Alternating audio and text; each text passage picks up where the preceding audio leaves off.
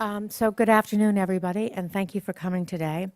I'm very pleased to be able to introduce Sir Mark Lowcock of the United Kingdom, and he was appointed last year by the Secretary General to be the UN Undersecretary General for Humanitarian Affairs and Emergency Relief Coordination.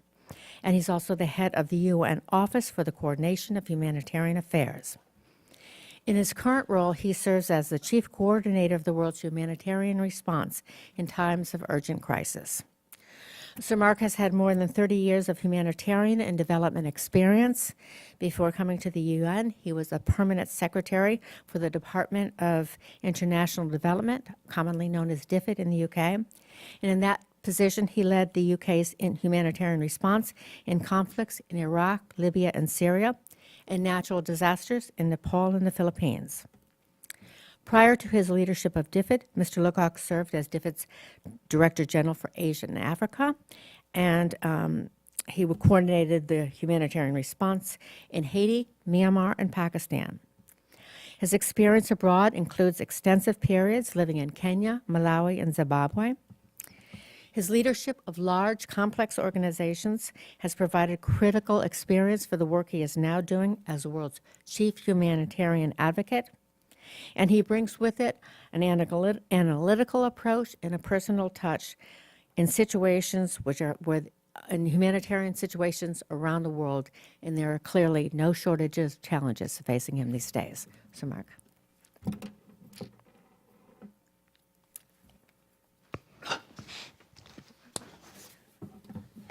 Hello, everybody. Thank you for coming. Thank you very much indeed, Maureen. I'm really thrilled to be at SAIS today. Thank you for inviting me.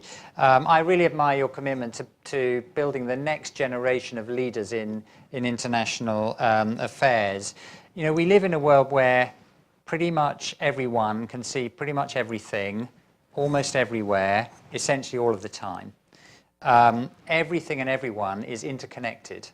And every country has to decide how to engage with that. But the choice is how to engage, not whether to engage. The time when countries could make a choice of autarky is in the past.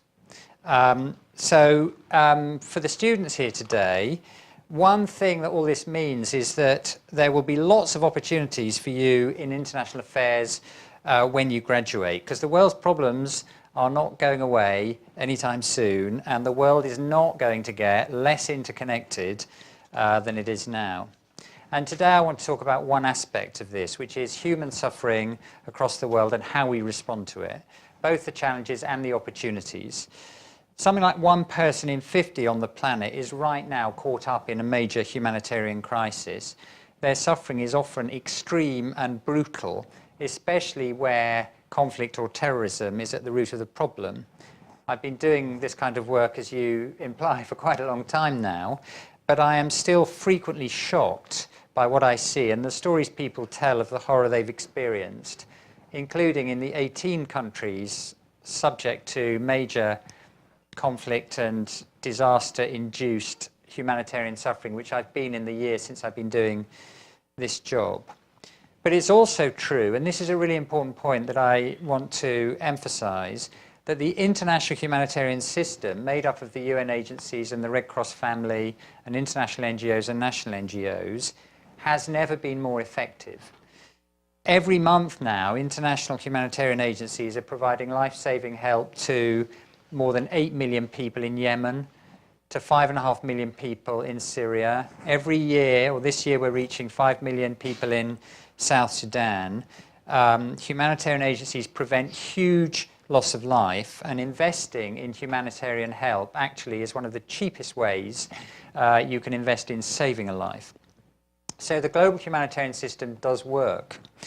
And at a time when multilateralism and international institutions are under fire across the world, we should hold it up as a relative success story. We're better and quicker at identifying different groups' specific needs in crises than we used to be. Response plans are more coordinated, comprehensive, innovative, and well executed. Collaboration between local first responders and international agencies like the UN and the Red Cross and the NGOs is better than it used to be. And while needs still outstretch resources, humanitarian action has in fact never been better funded. UN appeals, just the UN appeals, and we have about a 60% market share of this work in the UN, but just our appeals last year raised a record $14 billion, and that's up from $4 billion in 2005. And I think this year, 2018, will set a new record for fundraising. Last month at the UN General Assembly, the Secretary General, Antonio Guterres, who's my boss, urged world leaders to promote and support a reformed, reinvigorated and strengthened multilateral system. And at a time when the purpose, principle and even the premise of multilateralism is being challenged, I do think the global humanitarian system, which my office supports and coordinates, is an important example of how, when the world works together, we can save lives and make the world not just a better, but also a safer and more secure place. The last year in this job has, though, also made me keenly aware of the scale and complexity of the challenges that we face and the need to improve the response, and that's mostly what I want to focus on today, how we make the humanitarian system better than it is at the moment.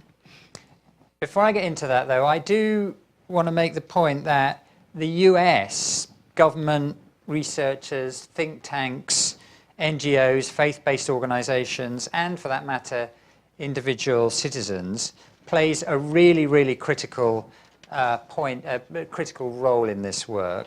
The world has changed dramatically since the 1990s, when Madeleine Albright, one of your distinguished alumni here at SAIS, described the US as the indispensable nation in global affairs. But that description does remain true in humanitarian affairs. The US has unmatched capabilities, not just the financial resources, although they are important, but your global presence and influence, your research making and policy making capacity and reach, your humanitarian NGOs, and obviously your military capability. And without leadership from the US over many decades, the humanitarian system would not be as strong as it is today, and many, many more lives would have been lost. So I'm really keen to continue to engage US partners at every level, and we need to do that if we're going to make progress on the complex humanitarian challenges before us. We also, by the way, need to make progress in sharing the burden more fairly with other nations. I really greatly value the collaboration and support my office enjoys from the Office of Foreign Disaster Assistance in USAID, and also our interaction with the State Department, the NSC, and other parts of the government, especially on the most politically complex crises. As I'm going to say to you, I think the humanitarian system needs to be better in a number of important ways. We need to get better responses to tackle the growing volume of violations of the laws of war. We need faster and better solutions for huge numbers of people displaced by humanitarian crises in their own countries. We need a more predictable and proactive system for financing humanitarian action, which is focused on the people who need help rather than the institutions providing it.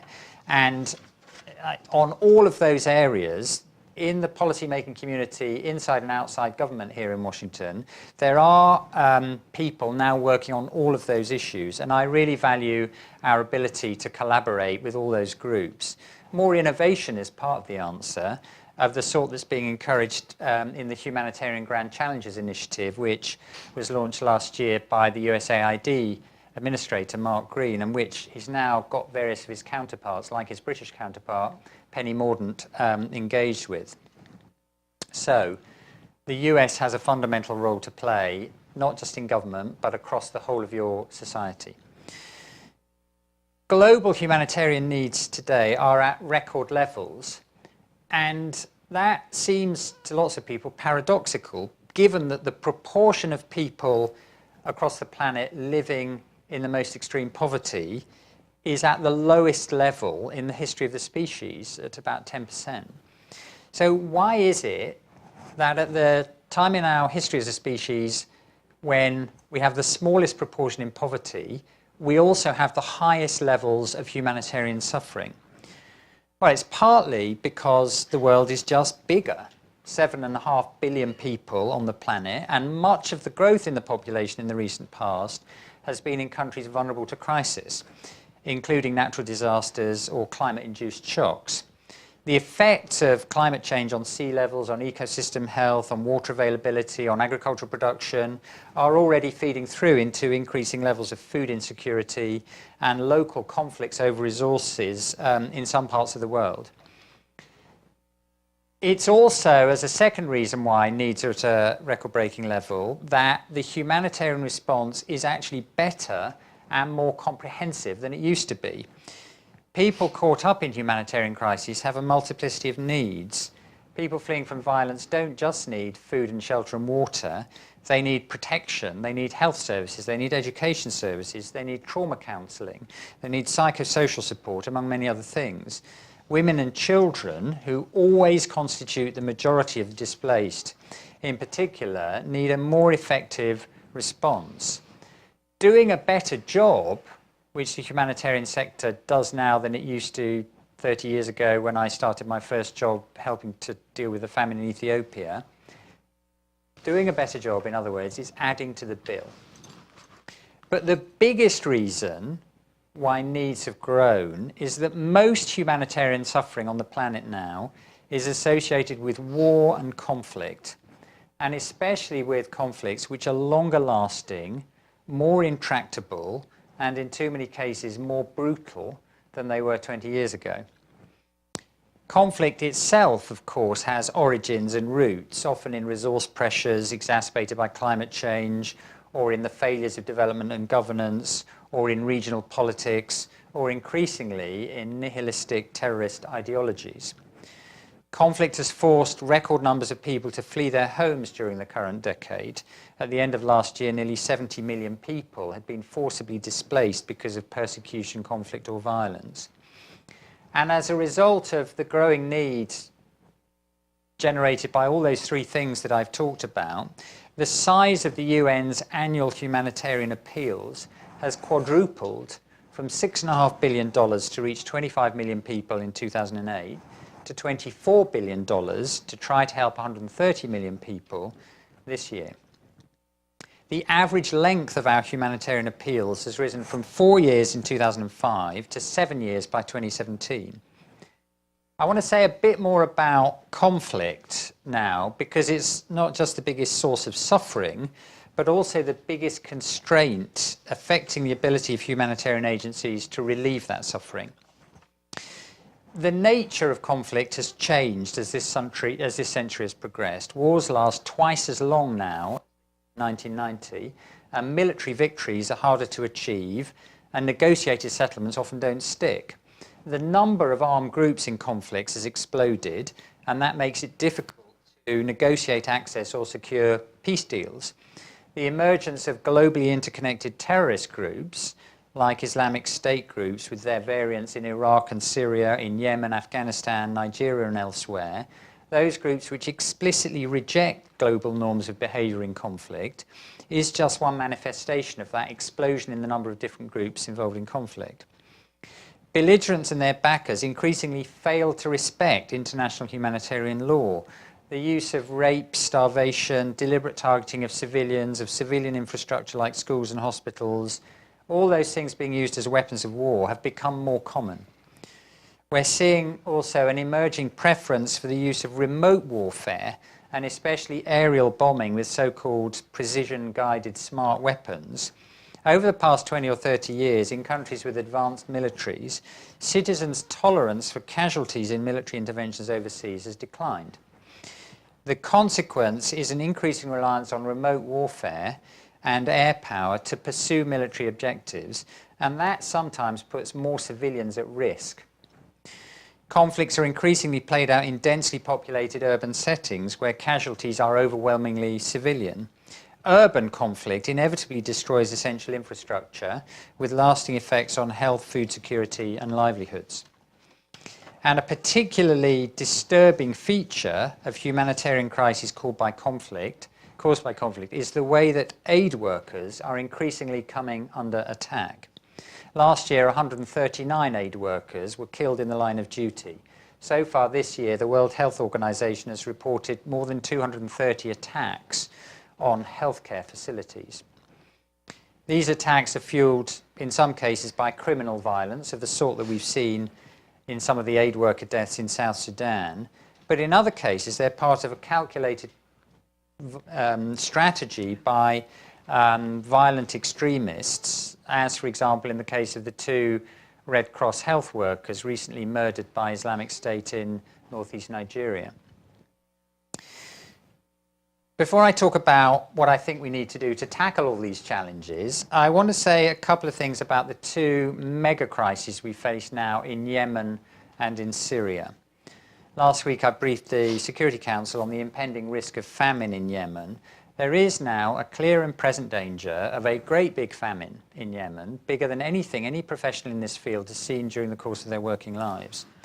That's a judgment I reached on the basis of the UN's assessment of the deterioration in the situation over the last 3 months. It's actually essentially the same judgment as FuseNet, the USAID-funded analytical capability, reached in their latest assessment published on the 24th of October.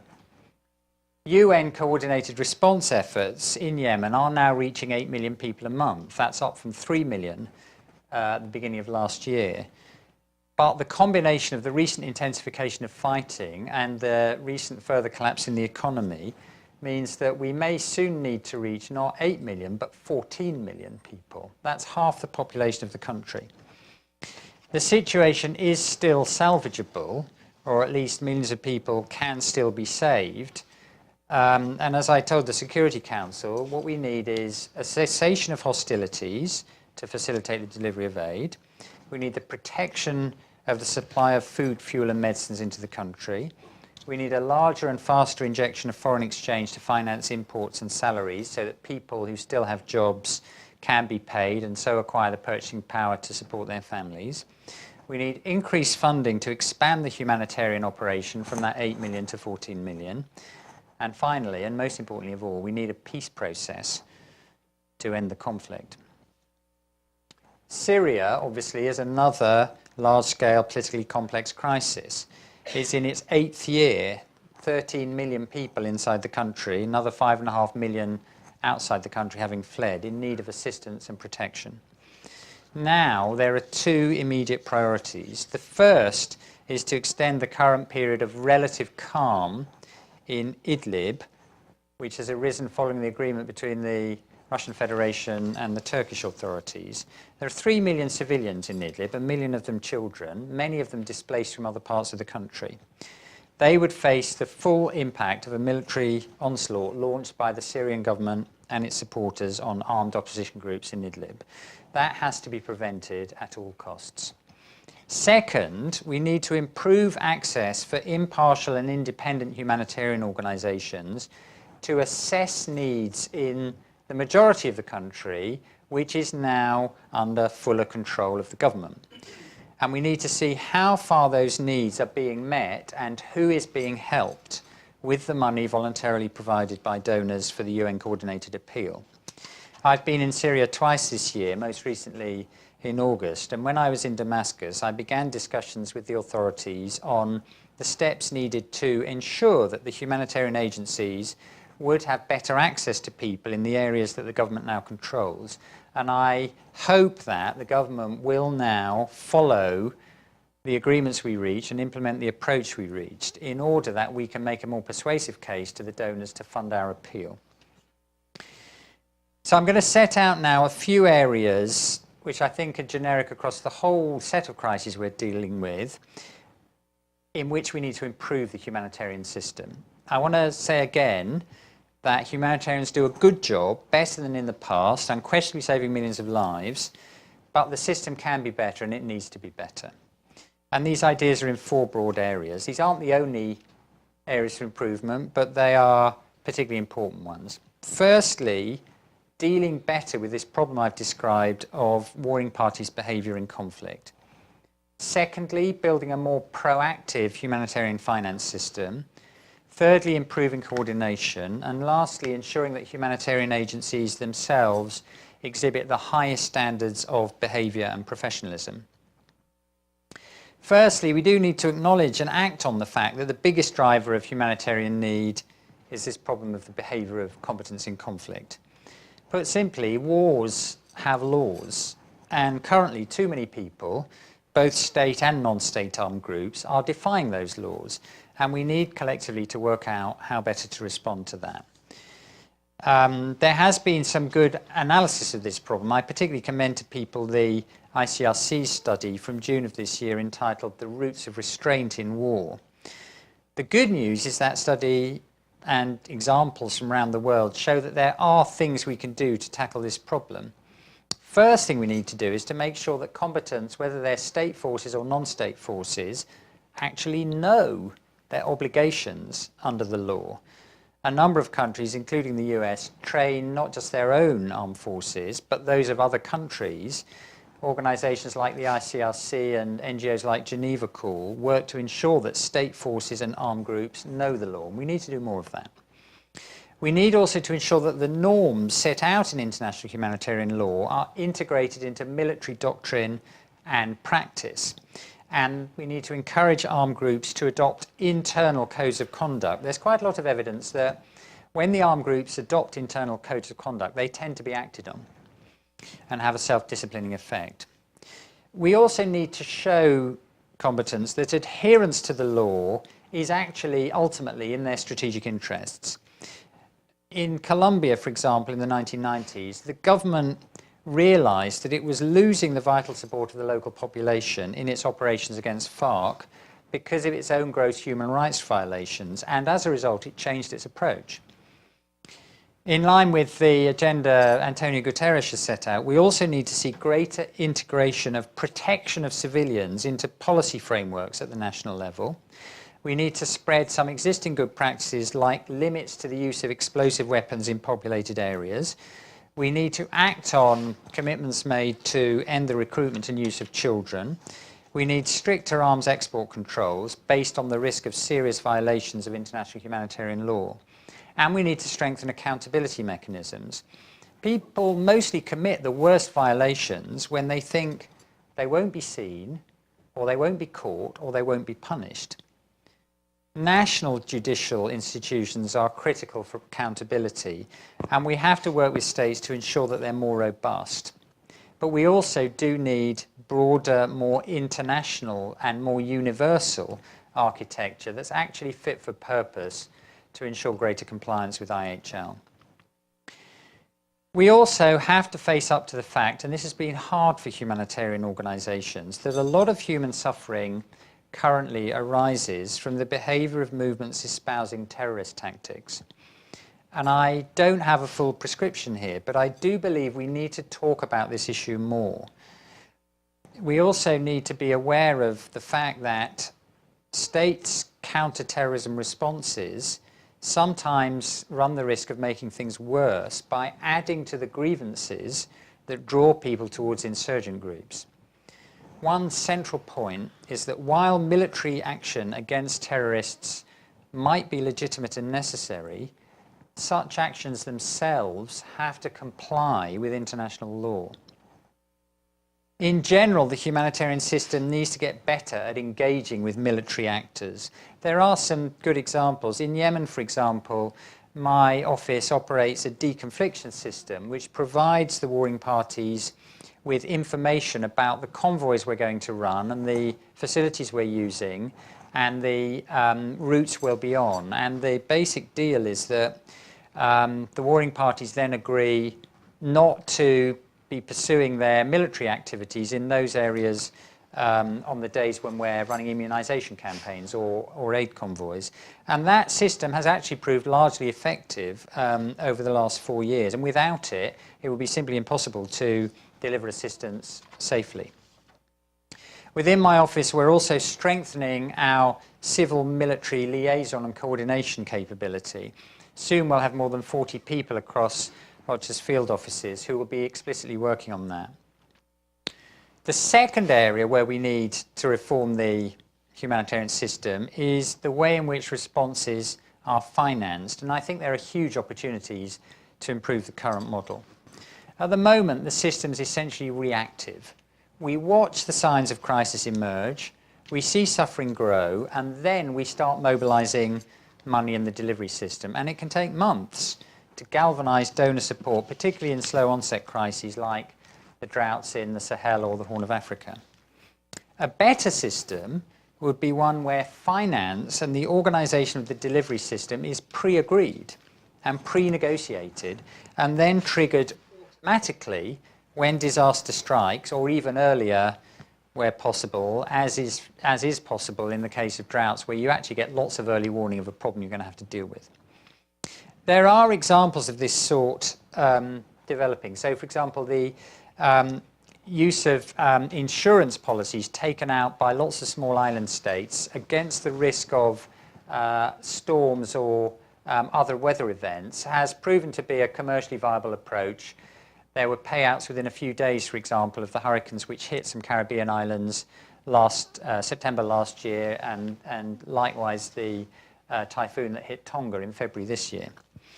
I think the greater use of contingency financing products, especially for events which are less insurable, greater use of those contingency financing products of the sort that the development banks have is another big opportunity. One of the most exciting initiatives we have at the moment in this space is the Famine Action Mechanism, or FAM, which the UN and the World Bank launched at the General Assembly in September to predict and prevent famines. And one of the things that's powerful about this approach is that it's a collaboration that also involves Google and Microsoft and Amazon. In general, I think there's a lot more scope for the use of insurance and other risk-sharing mechanisms with the private sector as part of a more proactive, preemptive finance response system in crises. The third area then is improving coordination. The world has decided, in its wisdom, to create and finance a plethora of different institutions to support humanitarian action. So just in the UN, we have an agency for refugees, an agency for food, an agency for children, an agency for population affairs, and so on. Each is governed separately, and each seeks money provided on a voluntary basis by the donors for their activities separately. Some people think it would have been a better idea to have established a single lead agency in the UN for emergency response. Kofi Annan suggested something along those lines at the beginning of his second term as the Secretary General, but the idea wasn't pursued. Nevertheless, no one agency has the scale, reach, capacity or expertise to provide all the necessary response in any significant crisis. And that's why you have to have a coordinated response, getting the best from everybody. Coordination increases the impact of aid on people most in need by avoiding duplication, by avoiding gaps emerging, and by ensuring that responses are as comprehensive as possible. And my office and the humanitarian coordinators that the Secretary General appoints in each of the countries with a big crisis, our job is to coordinate the assessment of needs, to coordinate the planning of responses, and then to coordinate the monitoring of activities on the ground to make sure that aid reaches the people who need it most. Because of the nature of the system, we can't do that coordination job by telling these big, powerful agencies what to do. We have to operate in a way where they value the coordination services and where we are facilitative and enabling and supportive. But we also have to get everybody to recognise that actually the coordination of things like needs assessment and response planning based on data and objective evidence is fundamentally in the interest of each agency ultimately. One of the ways in which we can join the system up better is through the use of pooled funds like the Central Emergency Response Fund, which my office manages, or the 18 country-based pooled funds that we manage. They provide the opportunity to pump prime a response as soon as a crisis is manifested. So, for example, in my first few days in this job, or actually in the weekend before I started this job, when I was formally responsible, the Rohingya crisis blew up, and the first decision I took was to mobilise resources, basically to scale up a response in Cox's Bazar for those refugees. Another example, as soon as the first Ebola epidemic of this year in the DRC became evident in April or May, we released a few $1 million immediately to mobilize the World Health Organization to put in place a bigger response facility. And because the agencies on their own don't have free resources to pump primary response, those pooled funds are very important. We also need to look at how we can have coordinated responses which use the most effective modalities of response. It's now very well established that in many circumstances, the best thing to do is to give people caught up in crises money to solve their own problems. And how we coordinate cash responses is one of the big challenges we face in improving the system. Last year, as part of the response to the Somali famine threat, the agencies collaborated to provide 600,000 families, 3 million people, with cash every couple of months or so. And then they solved their own problems. Markets were created so that people who had some cash could go to the local market and get food. And that was the most effective response in the Somali crisis last year. Those responses can be enhanced by better use of technology. Technology for beneficiary identification like biometric data, better technology for recording transactions like the use of the blockchain. And those kinds of things are being used more now than they were in the past, but they need to be scaled up and they need to be put on a more sustainable footing so that we get a more nimble, flexible, solutions-driven rather than mandate-driven humanitarian response in future years. The fourth area for improvement is then about ensuring the highest possible standards of integrity and professionalism in the humanitarian aid sector itself. One aspect of that is preventing sexual exploitation and abuse and tackling sexual harassment in the workplace. Recent scandals have brought home to all of us that just like Hollywood, just like church organizations everywhere, just like many businesses, just like legislatures in many places, the humanitarian sector also needs to get its house in order. I do see now a lot of serious effort across the whole sector on that, with energy and momentum being provided by events like the Safeguarding Summit that was hosted by the UK government, and the Deputy Administrator, David Moore of USAID, and I and various others were at in London 10 days ago. Another dimension of ensuring we have the highest possible standards of integrity and professionalism is effective mitigation of the fiduciary risks that are implicit in operating in crisis zones. Corruption and fraud and the infiltration of aid agencies by criminal gangs and the misdirection of aid money to terrorist organizations are all genuine problems and dangers.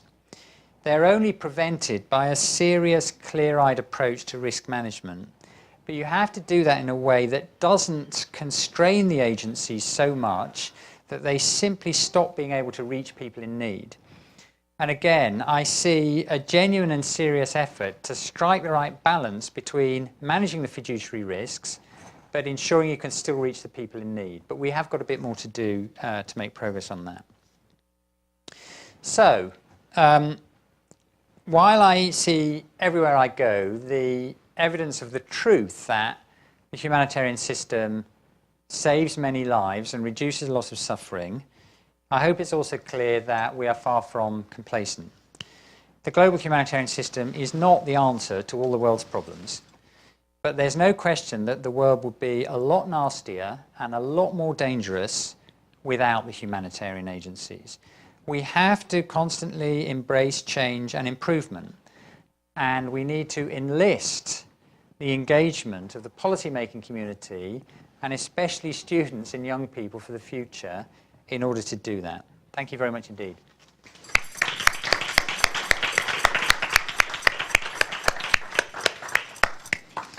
Thank you very much, Mark. And that was, and I'm sure our audience appreciated what a thorough description of the landscape of humanitarian challenges we face. And it's important at this particular moment, as difficult as things are, for you to emphasize so many things that are being done correctly in the space of this onslaught of challenges. But also that you went full circle and said, as much as we are doing and are doing well. We also have at least 4 areas where we have to improve. And that is, I think, very constructive to delineate them as you did. Dealing with combatants, improving coordination, focusing in on the financing, and then getting our own houses in order. So I think that was very, very helpful the way you laid it out to us, and I appreciate that. So I have a few questions, and then I'd love to turn it over to the audience so you have a chance to dig into some of the things that are of particular concern to you. But one of the things that I did think was interesting is, your concern about whether or not we can uphold the standards of international humanitarian law. And I had long assumed that that was sort of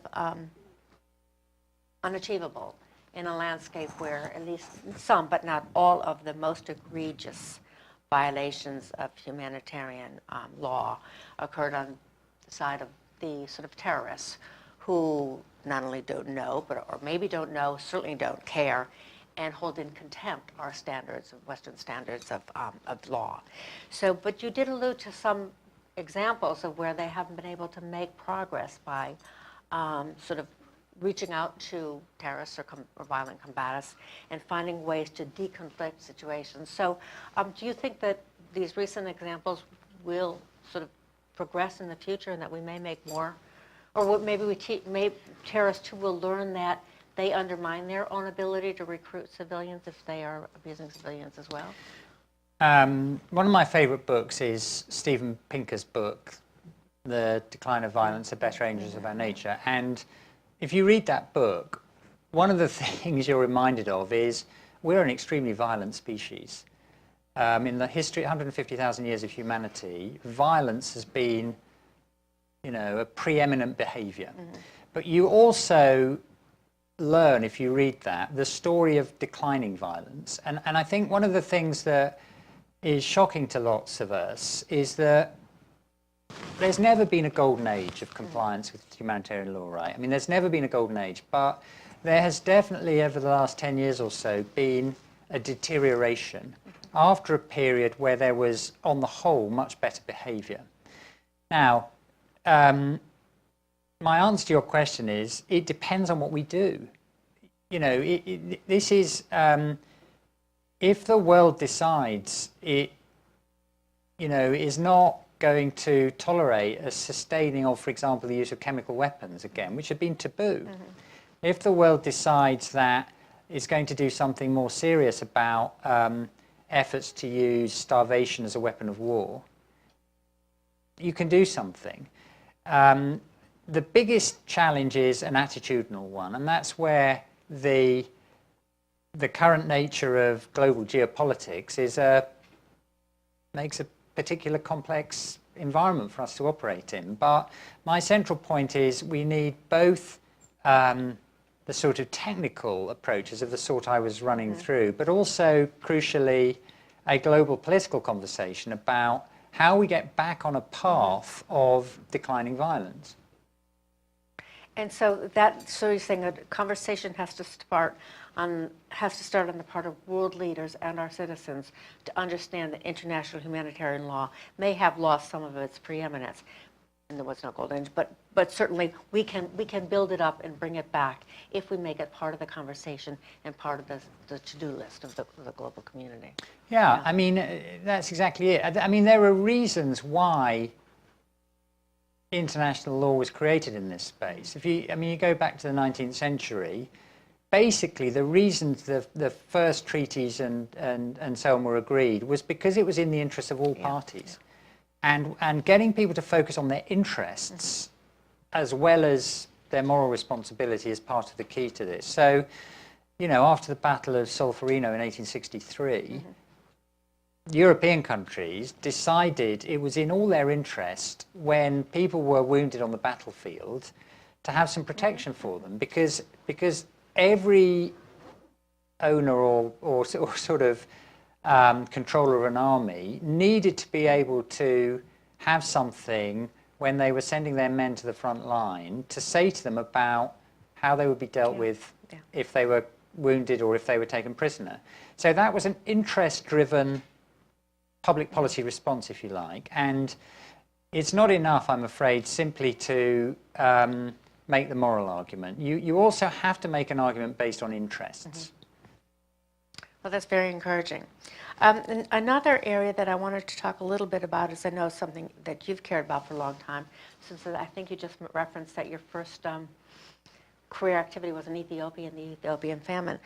Those of us who have watched this situation for a long time have taken heart in the fact that famine, which was once ubiquitous and it was sort of part of the human condition, you know, we have been relatively famine-free for the better part of the last 20 years. I think there are only two outbreaks a century of famine or near famine. But now with what you suggest is happening in Yemen, that looks like this progress forward has come to an abrupt stopping point. And so what is the situation in Yemen that makes it so clear that what you call a sort of imminent danger of a dramatic and earth-shaking famine may take place in Yemen within the next year?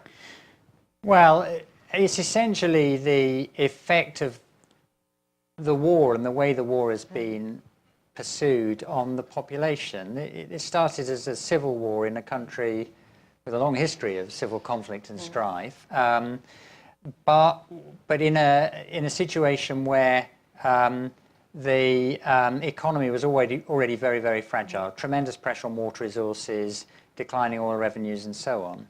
And the effect of the war on the economy and the interference of the war with the operation of the aid system is basically, those are basically the core reasons why, you know, we've moved from a position where last year we could stave off a famine with UN coordinated response involving the Red Cross and the NGOs and others, reaching 3 million people a month. This year we can only do that if we reach 8 million people a month, and what we're worried about is, you know, we'll need to reach 14 million people a month. So the core issue is the conflict and the way the conflict is pursued. Now, what started as a civil war has also obviously drawn in various external parties, but that is the core problem. And the only famines the world faces these days are ones, or threatened famines, are ones caused by conflict. That's one of the big differences from famine in human history, which, as you say, used to be ubiquitous. You know, I'm 5/8 Irish. 5 of my great-grandparents were Irish, and I learned as a little boy the story of the potato famine in the 1840s. So I could one-up you. I'm 7/8 Irish. Well, good for you. Good for you. I did tease the Irish ambassador in London a couple of weeks ago that it turns out that being 5/8 Irish isn't enough for Brexile. Even if I was in the market for Brexile. Even if you were in the market. Probably 7/8, Maureen, is probably enough. I don't know. My husband always teases me about the fact that I'm so determined to call myself Irish, but he points out that I have one English, of all things. Okay. So anyway. I have a Swedish eighth as well. But anyway, my point is, it used to be the case, Alex de Waal has written the best book on this, I think. It used to be the case that famines were genuinely caused by food shortages. That's not what causes famines anymore. And that's why I do think it's possible in our lifetime to eradicate this scourge from the human experience. Well, I mean, that is why it's so heartbreaking, because we have solved the sort of technological or agricultural issues which precipitated or created famine before, and now we have created another form of man-made interference. Is creating conflict, and it's conflict at the heart of it. But again, still staying on a little bit on the subject of famine, I think when you mentioned before this, the new, what we call it, FAM, the Famine Alert System? Famine Action Mechanism. Famine Action Mechanism. I think is very interesting because it is an example of, I think, what we hope to be more of the pattern in the future, where you have an alliance of government sectors and international with the private sector to come up with an innovative technological solution to a problem, things that are interesting about it is the partnership of government and the private sector, but also that it simultaneously focuses in on that preventative aspect of humanitarian intervention, which all of us know, you never get credit for things you stop, but the fact of the matter is those who stop them know the good that they did. So if you can prevent a famine, you not only prevent that amount of human suffering, but it's also a huge cost saver for the donor countries and the community, global community in general, because you don't deal with the consequences of famine, which are destabilizing to people's health and to their societies. So this idea of the famine alert mechanism, did I get it right this time? I'm going to forget it now. The Famine Action Mechanism. Action mechanism. Is sort of a good little sort of case, a story to tell the... Yeah, I mean, it's very simple actually. There's only 3 things you need to do to prevent famines. Firstly, you need data on there's a risk coming up, and one of the great things about this partnership with the tech companies is they are brilliant at using data to forecast the future. The second thing you need is the finance, pre-agreed, pre-negotiated, and then the third thing you need is a delivery system. Now, I worked on the 92 famine in Somalia and then the 2011 famine in Somalia, and the reason 250,000 people lost their lives in Somalia in 2011 was basically because by the time we'd spotted the problem, because of the domination by Al-Shabaab of large parts of especially south-central Somalia, it was impossible to reach people. One of the reasons why last year, when actually the drought was much bigger and the number of people at risk was much higher, one of the reasons why the worst was averted was because through technology, it was possible to put purchasing power in the hands of those 600,000 families by sending text messages, so that they could take their text message voucher to the local market and get it redeemed for sorghum or millet or grain or whatever combination of things they wanted. And you know, the thing that Al-Shabaab were able to do in 2011, which was to hijack aid convoys, was no longer something that was viable because there weren't aid convoys, because people had been given purchasing power through text messages, and markets worked. And so, you know, if you have those 3 things, the data, the finance, and the delivery system, however difficult the environment, we should always be able to prevent the worst. Yeah, I think it's a great model for the way we should be operating in the future. And, you know, again, it is important to emphasize that there is so much progress, again, with this idea of cash. The idea that you could give individuals agency over their own decision-making, give them cash and they can decide, does my family need food? Do they need blankets? Do they need medicine? And it really is a much more humane and dignified way to be able to help people who are already victimized, make them independent and self-determining, addresses some of the psychological consequences of being a victim of war. So I think it's very hopeful. I just wanted to end on one other thing, because I do actually know that as a head of OSHA, you come to OSHA, and I mentioned this earlier in our private conversation, DFID, as many of them I'm sure know, is probably the most, or one of the most respected organization in the global development humanitarian landscape in terms of competence, efficiency, forward thinking, and innovation, and all of those things. So, Mark, you left DFID to come to an organization which has a somewhat, to be frank, a less stellar reputation as a UN bureaucracy which has been saddled with a very difficult mandate and some uncertainties about funding and a huge number of challenges right now. Can you just share with us in a few moments what your vision for OSHA is? What I've learned since taking up this job is the 2,300 colleagues in the office around the world, most of whom are in field operations and not in the comfortable places. So they're in places like Homs or Kamishli or Kandahar or South Kordofan. Those are really fantastic people. The caliber of the people I don't think could be higher, and the commitment and the passion and the drive, they're really fantastic. The system they work in is not quite so fantastic. And what we're, you know, the reason I was interested to do this job when Antonio Guterres called me about it at the beginning of last year was because he has a real vision for a United Nations which is more fit for purpose for the 21st century. And a lot of that is about dealing with our sort of processes and systems and our bureaucracy to enable us to get the best out of our colleagues. And yes, I've been an executive, a bureaucrat, if you like, to use a rude word, for a long time. But I do believe that the system you build determines how much you get out of the colleagues you hire.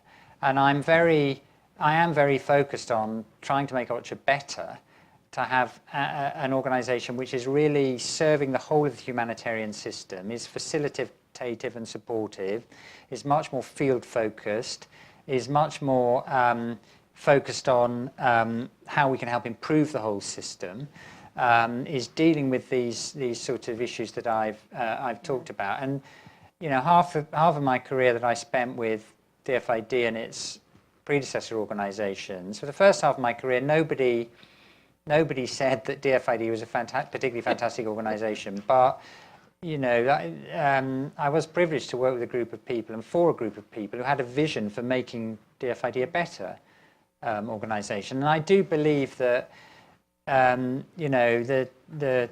effectiveness of a bureaucracy is what its leaders and staff make it. You can improve things, but you need to be serious and determined about doing that. And that's why I'm keen to set out an ambitious agenda and work with people to achieve it, because it will make the world a better place. Well, that's a nice note to end on, because I can think that a decade from now, somebody will be standing here saying, or sitting here saying, OCHA, it's one of the best international humanitarian organizations. So thank you, Sir Mark. Can I turn it over to questions now? I know there are a few. I saw your hand first. My name is Suleiman Abbas.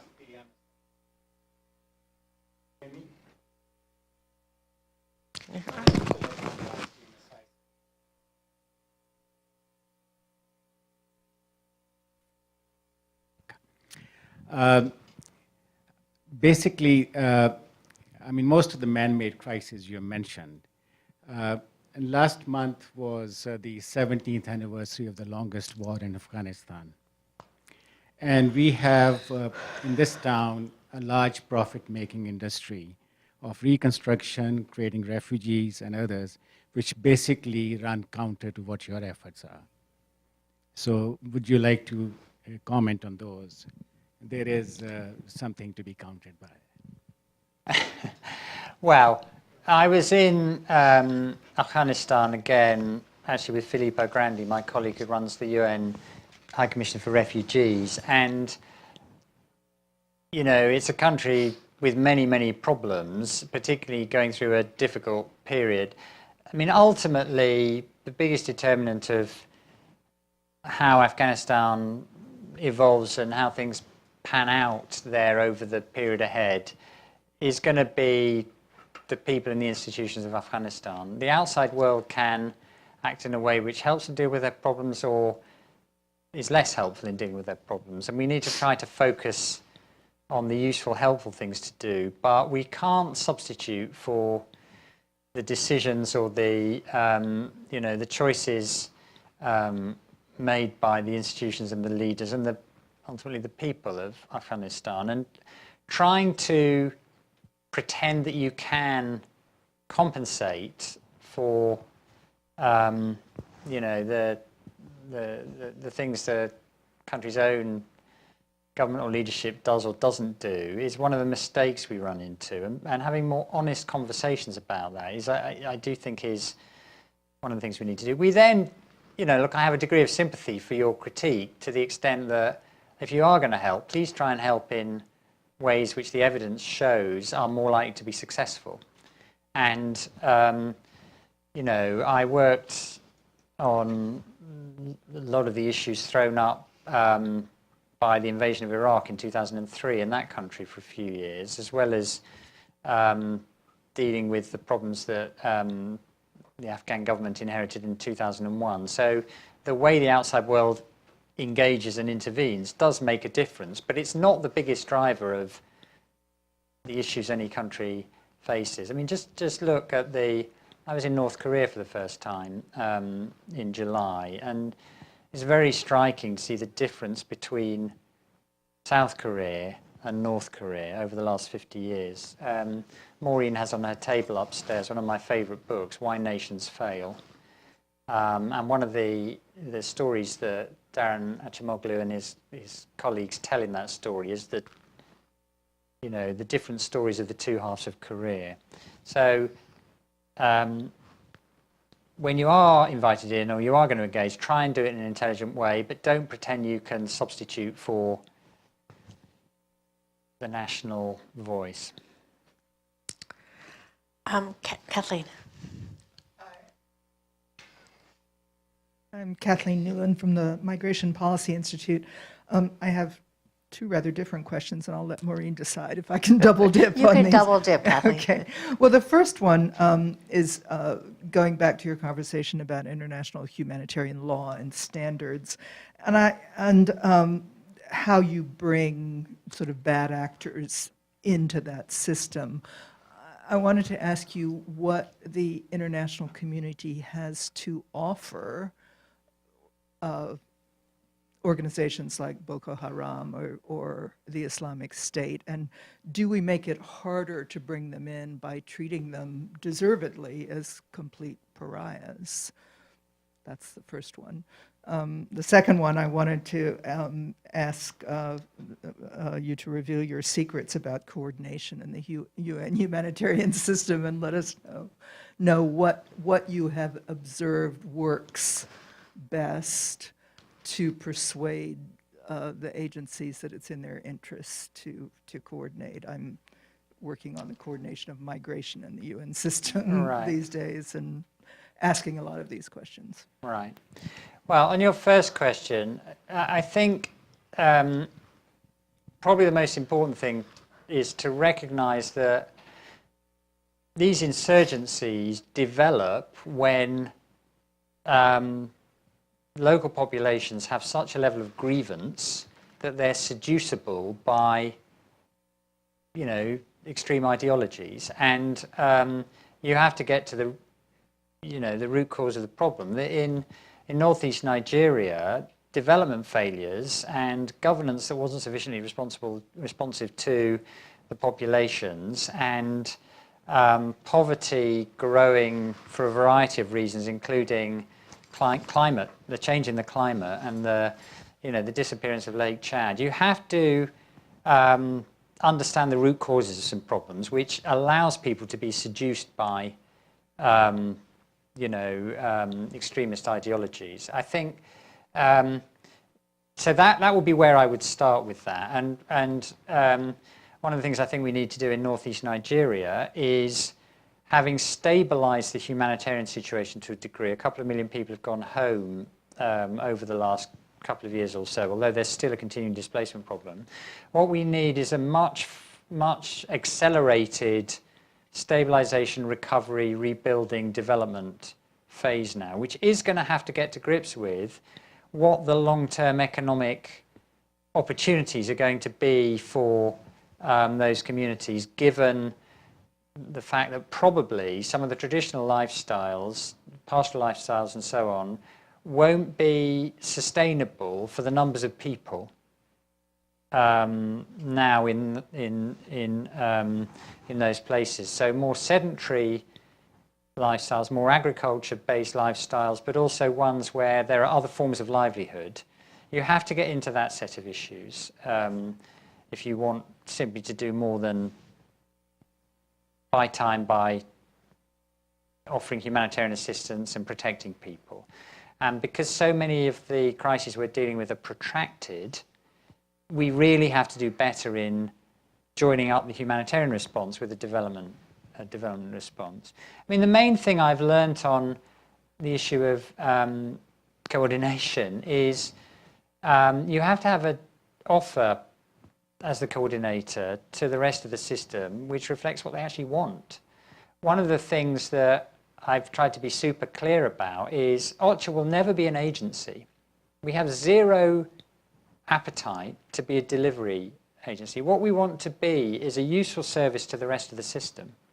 And given, as I described, the choice the world has made to have all these different agencies, none of which on their own can solve even one problem, there is a logical imperative for a coordinator.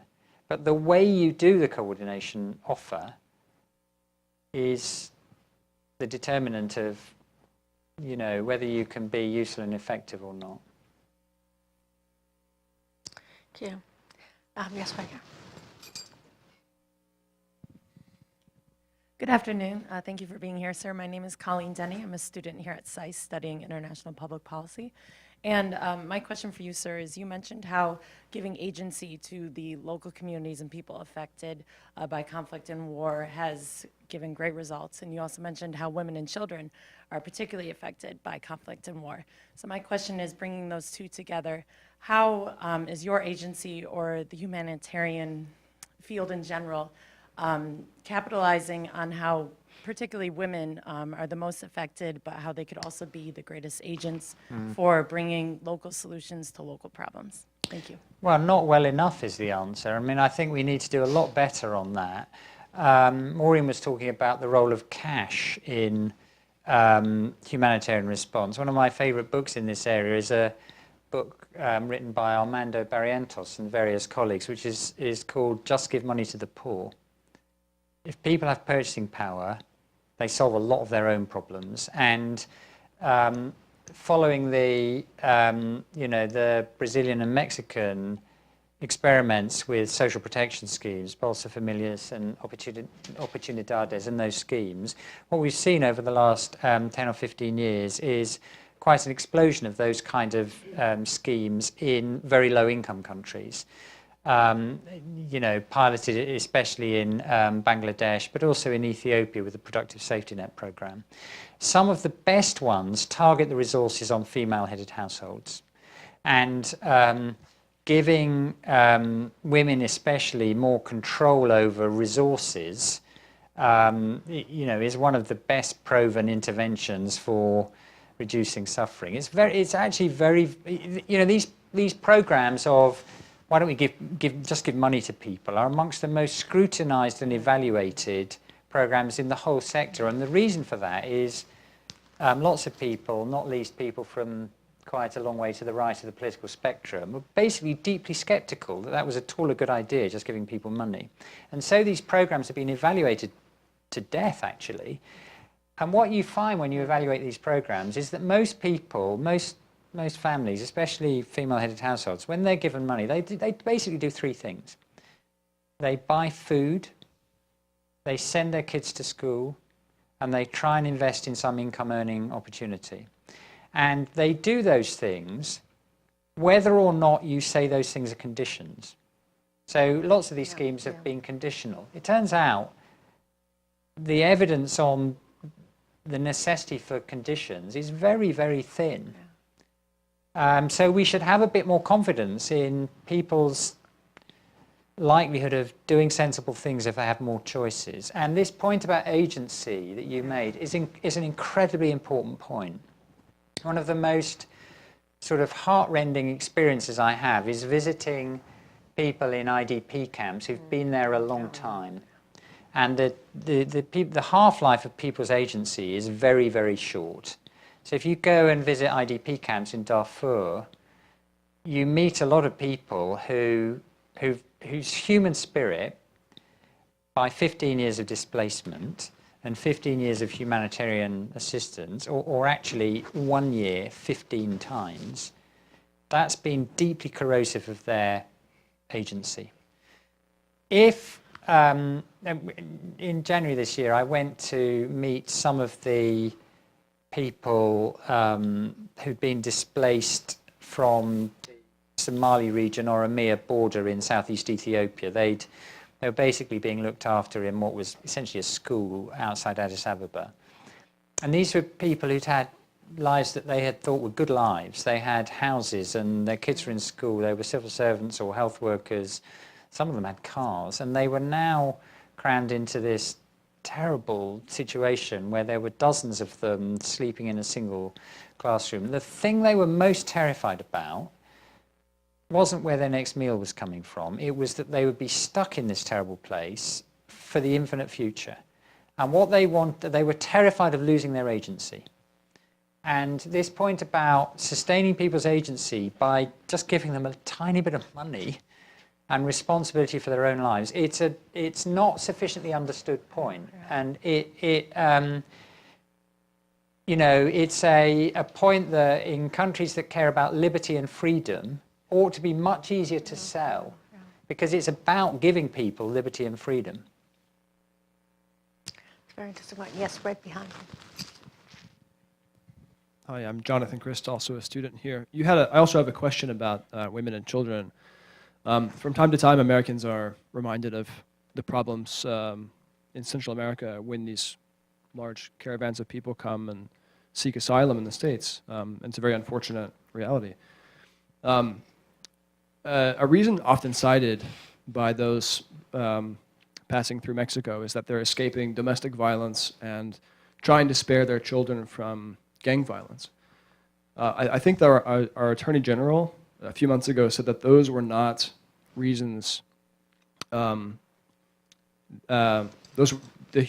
Convention on Refugees was not designed to address those problems or to solve them. And as far as I know, he might be right about that. So what's your opinion on asylum status for women fleeing domestic abuse and women trying to spare their kids from growing up in gang infested areas? So I don't know. I've not been to most of the countries of Central America. I'm not in a position to comment on that example of the phenomenon you've described. What I would say is people basically leave their country for one of two reasons. Either they're fleeing in terror from crisis or conflict or war or persecution, or they are trying to provide a better life as economic migrants. Now, the refugee system was designed to deal with the former of those problems, and it's a very important part of the global construct, which, you know, a surprisingly high proportion of people in decision-making positions in lots of polities have got ancestors, just a generation or two away, who've done just that. And just reminding ourselves of where we might be, but for the grace of God, I think bears doing. The other issue, though, is about economic migration. Now, every country is entitled to and should manage its borders. That's an important thing to do. And one of the things we need to do to deal with this economic migration issue is invest more in trying to create more hope and aspiration for people where they come from. These problems are always much better dealt with where they start. And one thing that means is that it's not just a morally nice thing to do to invest in dealing with poverty and trying to promote development in the poorer countries. It's actually, in my opinion, it's a national interest for lots of countries to do that, and we need to find ways to do it better. This is going to be particularly a big issue in Africa as this century plays out. 100 countries around the planet have gone on an amazing journey of development in the course of, well, Maureen's lifetime and mine, and not yours will be much shorter, but so far.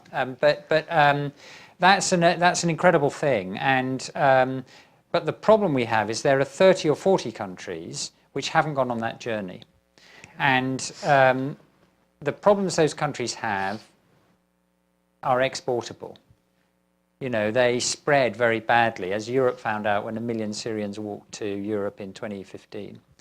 So it's not just a moral imperative to deal with this suffering, it's also an issue of national interest to try and help countries create better aspiration and hope for their own citizens. And the good news, as I say, is 100 countries have done that very successfully over the last 50 years. And there's no intrinsic reason why the other 30 or 40 can't do it. It's about choices made by human beings.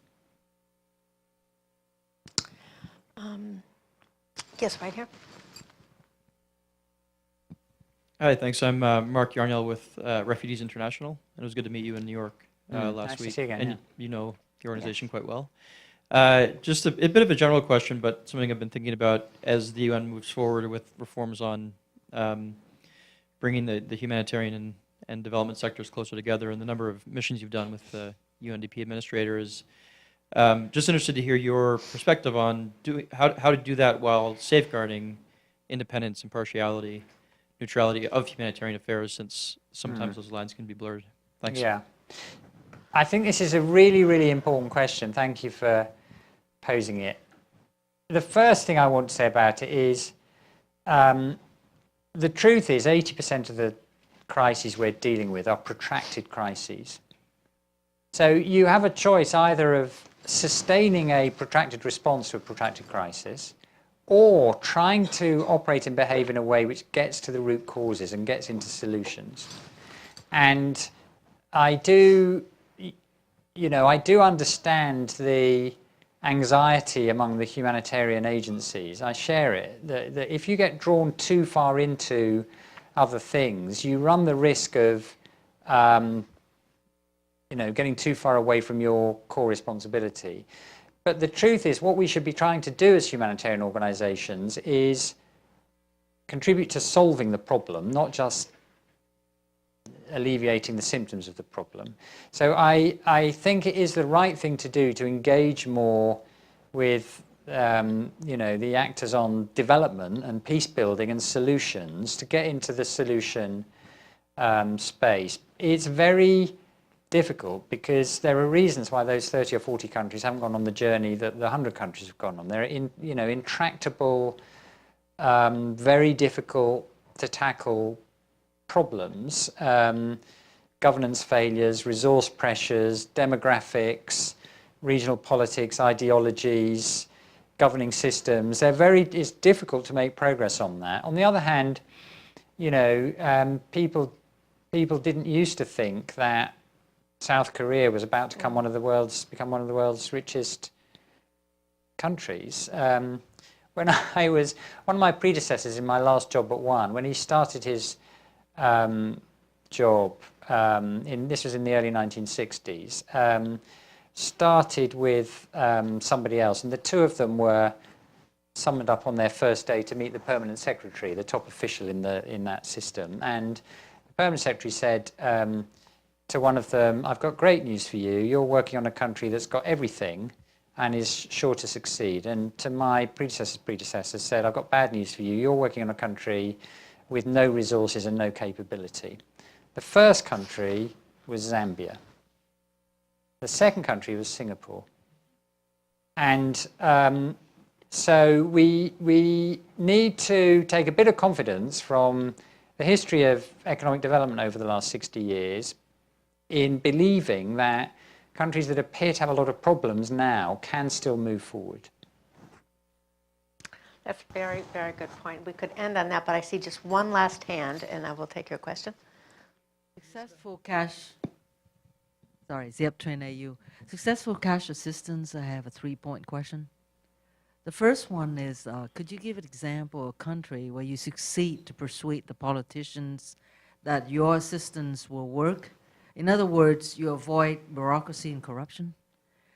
Point 2 is technology. You're talking about blockchain, texting, voucher. I haven't formed an idea how you succeed. And point 3 is that which party or people are involved as a recipient of your assistance? Sorry, say the third that question involves again. structure and environment. I'm sorry? What was the third question again? The parties or the people who are involved as recipient of your assistance. And to me, it involves structure and environment. What if the extremists or the terrorists, deprive them, let alone Right. texting, or people holding a cellular in order to get a voucher to get food? What if the market's completely destroyed? Yeah. That's the situation we've seen. Right.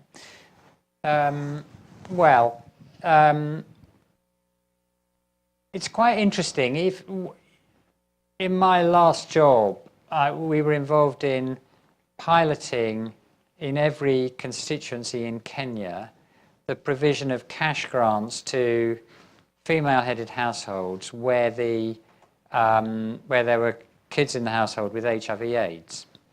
And this was started in about a dozen constituencies in Kenya. And it was completely aid funded,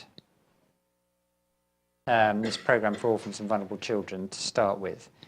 What happened within 2 or 3 years is every constituency, the MP of every constituency which didn't have this program wanted the program. And the government was forced to adopt it as a national program because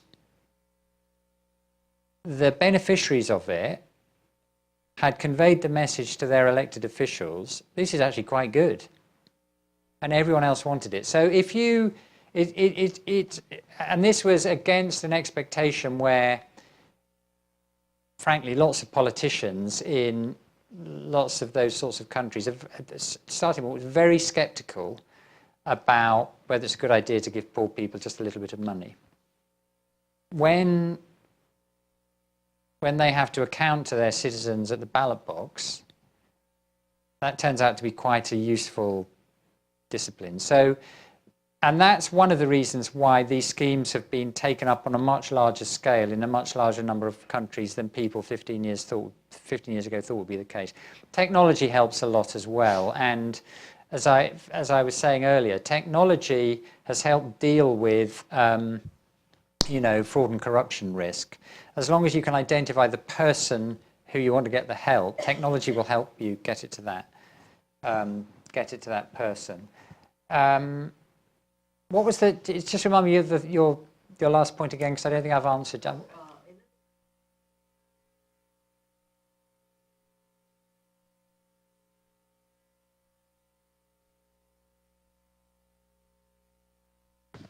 Right.